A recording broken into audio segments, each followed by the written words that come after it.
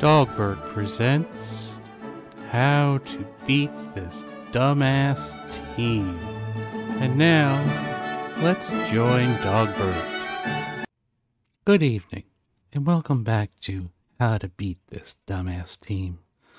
Tonight's edition of How to Beat This Dumbass Team will be the team of Quicksilver, Apocalypse, Robbie, Ms. Marvel Hardlight, and Black Cat. Apparently people can't figure out how to beat it, even though it's quite easy. It's called Use the Same Exact Goddamn Team. I told you to use this team. I'm not kidding. No, you don't need to use Big Time Spider-Man. You don't need to build him up for this. That's more of a gimmick thing. Like I said, it really doesn't really matter. But this is a great team to use. It beats everything, right now at least, and I've yet to lose with it. So with all this said, let's go and see how to beat this dumbass team. Alright, this is the first video. I'm going to burn chorus for this video.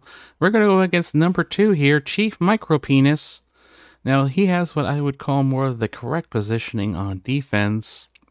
He's got Apocalypse away from the Ms. Marvel, because it doesn't really matter. He's actually going to go first also in this video. Now, he does have one thing I will mistake him on, and that is putting Ghost Rider Robbie as a striker in the arena is not a good idea. That's too many strikers. You need vulnerables. But we're going to go and let's just go in. You can see I'm going to use my team. And as you can see, let's get rid of that glow. Okay, now we can see a little better. I am running Ghost Rider Robbie as a raider. I run Ms. Marvel as a raider, and the other 3 are all strikers. Well, this is important because the big thing is we want double taps with Quicksilver to get more damage so we can get through the opponent's Ms. Marvel. Black Cat is just a striker. Apocalypse is just a striker as well. But we need Ghost Rider Robbie as a raider in order to put out some vulnerables. As we go forward in the video. Get this loading bar out of the way.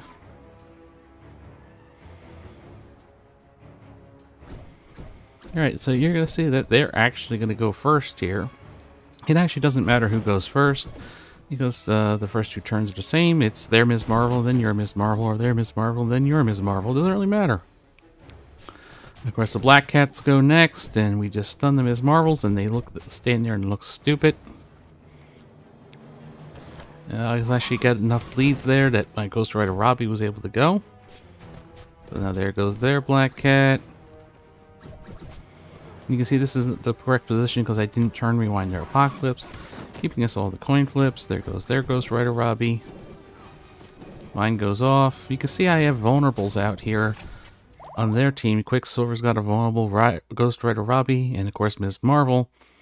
Whereas if you look at my team, I don't have any vulnerables on my characters because this is a bad ISO setup. That's going to hold him back. So we have to get through Ms. Marvel Hardlight as quick as possible. This is why Quicksilver is so valuable, because of the double attacks. It allows us to get through Ms. Marvel Hardlight. Now his Apocalypse actually went first, and actually decided to delete out Quicksilver, which is actually probably worse than even losing our Apocalypse. But we're going to make up for that, well, deleting their Quicksilver. So pretty much that's what you want to do, is if something goes wrong like that, you just want to, take out the same character. You can take out Apocalypse once he does his thing perfectly fine with other characters. If I had Quicksilver still left instead and they took out my Apocalypse, I could still take out their Apocalypse with my Quicksilver, because he just does so much damage. This is more of a fight where everything went wrong for me, but I'm still able to pull out a win no matter what.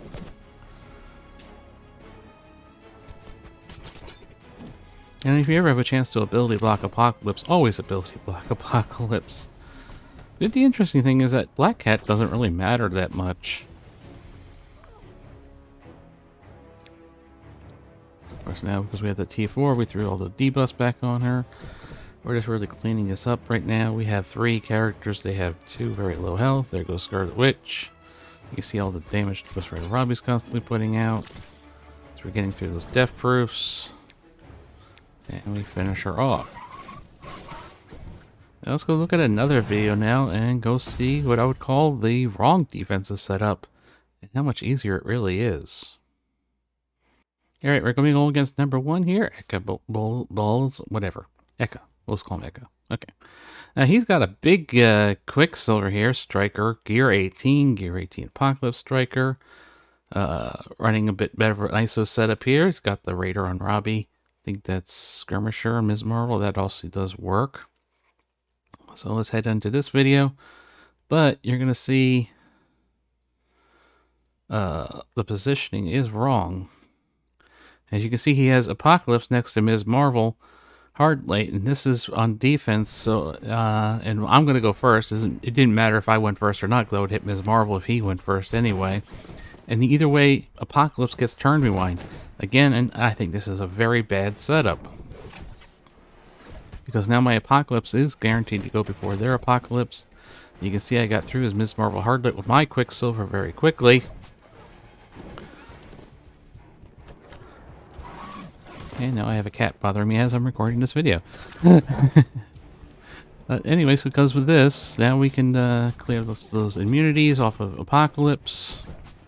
And that's important here, because I'm about to ability block Apocalypse.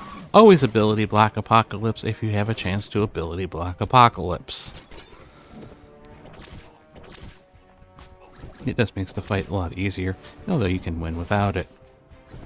And you can see that Gear Tier 18 Quicksilver does hurt. They barely get through my Ms. Marvel Hardlight, but here comes my Apocalypse now. I took out their Apocalypse. We say goodbye to Quicksilver over there. You can see how much easier of a time I'm having with this team. Just because the positioning was wrong. So we gotta remember the ISO selection matters. The positioning matters as well. Now I'm fighting a cat for my mouth. Appropriate. And we just gotta get through Black Cat and all her 9 lives there, but it's pretty easy. I always end up leaving Black Cat for last. And that's how you beat this dumbass team. Until next time, everybody.